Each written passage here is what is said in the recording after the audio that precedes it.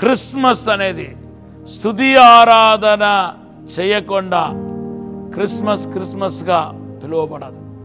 నువ్వు మొదటిగా దేవుని ఆరాధించే వ్యక్తిగా ఉండాలని కోరుతున్నాను. యేసుక్రీస్తు నామములో మీ అందరికీ శుభములు తెలియపరుస్తున్నాను. మీరు బాగున్నారా? మనకు క్రైస్తవులకంటూ గుర్తింపు ఉన్న ఒకే ఒక ఏకైక సెలబ్రేషన్ ఫెస్టివల్ ఏదంటే క్రిస్మస్. కనుక యేసుక్రీస్తు యొక్క జన్మం ఎంత గొప్పదంటే కొన్ని దేశాల్లో 2 నెలల క్రితమే ప్రారంభించేశారు. కొన్ని దేశాల్లో 1 నెల క్రితమే యేసుక్రీస్తు యొక్క జన్మాన్ని సెలబ్రేట్ చేస్తూ ఉన్నారు. దేవుని బిడ్డలారా, యేసుక్రీస్తు యొక్క జన్మం మనకు తెలియపరిచే అద్భుతమైన సత్యాలు యేసుక్రీస్తు యొక్క జన్మముతో ముడివేయబడి ఉంది. అవన్నిటినీ మనం గ్రహించకుండా చదవకుండా బయటికి మనం ఎంత హడావుడి చేసినా ఫెస్టివల్ అనుకొని మనము ఆర్భాటం చేసినా అది మీనింగ్లెస్, అర్థం లేని క్రిస్మస్ అయిపోతుంది. అందుకొరకే ఈ యొక్క 5 నిమిషాల వాక్య ధ్యానంలో యేసు యొక్క జన్మాన్ని పురస్కరించుకొని రాయబడిన సందేశాలను అలాగే సంభవాల్ని వివరించాలని ఆత్మతో ప్రేరేపించబడుతున్నాను. మనము ఈ క్రిస్మస్ యేసు యొక్క జన్మదినాన్ని పురస్కరించుకొని రాయబడిన ఒక్క సందేశం ఏంటంటే సాంగ్స్, పాటలు పాడుట. హల్లెలూయా. ఈ యొక్క యేసుక్రీస్తు యొక్క జన్మాన్ని మనము లోతుగా అధ్యయనం చేస్తే ఎక్కడ పడితే అక్కడ పాటల, కీర్తనల సౌండ్ మనకు స్పష్టంగా కనపడుతుంది. లూకా సువార్త 1వ అధ్యాయం 46 నుండి 55 వచనాలు చదివితే మరియా పాడిన పాటల గురించి అక్కడ రాయబడి ఉంది. తర్వాత లూకా సువార్త 1వ అధ్యాయం 67 నుండి 79 వచనాలు చదివితే జకరియా వారి కుటుంబం దంపతులు పాడిన పాట గురించి రాయబడి ఉంది. లూకా సువార్త 2వ అధ్యాయం 14వ వచనం చదివితే దూతల యొక్క సమూహం యేసుక్రీస్తును కొనియాడినట్టుగా స్తుతించినట్టుగా మనకు కనపడుతున్నాయి. తర్వాత యేసుక్రీస్తు యొక్క రాక కొరకు ఎదురు చూసిన సిమియోను అనే వ్యక్తి కూడా పాటలతో మారుమొరిగినట్టుగా లూకా సువార్త 2వ అధ్యాయం 29 నుండి 32 వచనాల్లో మన పరిశుద్ధ గ్రంథంలో చూస్తున్నాం. దేవుని బిడ్డలారా, ఇక్కడ భూ సంబంధమైన వారు కనపడుతున్నారు, తర్వాత పరసంబంధమైన వారు కూడా కనపడుతున్నారు.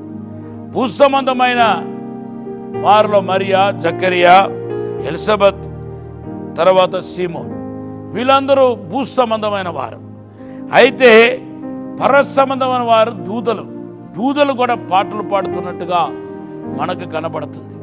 అంటే ఇక్కడ పరిశుద్ధాత్మ దేవుడు ఏం చెప్పడానికి వస్తున్నాడంటే, నువ్వు ఒకవేళ భూ సంబంధమైన వారైనా పరసంబంధమైన వారైనా దేవుని స్తుతించాలి. హల్లెలూయా. ఎప్పుడల్లా మనం దేవునికి మొక్కుతున్నామో, ఎప్పుడల్లా దేవుని కీర్తిస్తున్నామో, స్తుతిస్తున్నామో, అప్పుడు ప్రభువా, మేము సృష్టి మాత్రమే, మాలో ఎంత గొప్పతనం ఉన్నా, ఎంత మంచితనం ఉన్నా, ఎంత జ్ఞానం కలిగిన వారైనా, మేము కేవలం మనుషులు మాత్రమే, మేము సృష్టి మాత్రమే, నీవు సృష్టికర్త ప్రభా అని మనం చాటి చెప్తున్నా. ఆరాధికుడు ఎవడంటే దేవుని బిడ్డలారా, యాజకుడు, దేవుని సేవించేవాడు. నేను ఆరాధికుడుగా ఉన్నానండి, యాజకుడుగా ఉన్నానంటే దానికి కారణం ఏంటంటే ఆరాధ్య దైవముగా, ఆరాధనకి, స్తుతికి, మన స్తోత్రాలు స్తుతులకు అరుగుడుగా యేసు ఉన్నాడు కాబట్టి, ఆయన పూజించేవారు ఉన్నాడు కాబట్టి నేను దేవునికి పూజలు చేయగలుగుతున్నాను. ఇంత గొప్ప ప్రివిలేజ్ను దేవుడు నాకు కలుగజేశాడు. దాన్ని బట్టి మనం దేవునికి ఎంతో కృతజ్ఞతలమై ఉన్నాం. దేవుని ఎంతో మనం మహిమపరచాలి. ఫాదర్ బెర్క్మన్స్ గారు చెప్తారు, రోజుకు 10 పాటలు పాడితేనంట పాపం మనకు దూరంగా ఉంటుందంట. మీరు పాటలు పాడుతూ స్తుతిస్తూ ఆరాధిస్తూ ఉండాలి.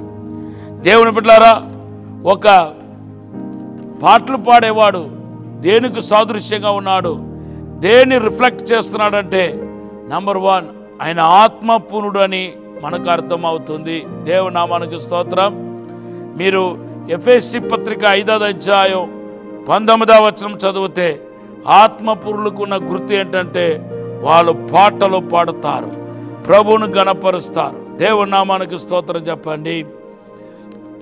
నంబర్ 2, పాటలు పాడేవారు దేనికి గుర్తుగా ఉన్నారంటే స్తుతియాగం అర్పించువాడు ప్రభువును మహిమపరుచున్నాడు, మహిమపరుచున్న వ్యక్తి అన్నమాట.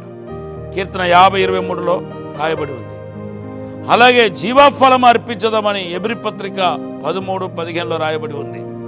దేవుని బిడ్డలారా, ఆరాధించేవాడు స్తుతించేవాడు సజీవుడు అని మనకు అర్థమవుతున్నాయి.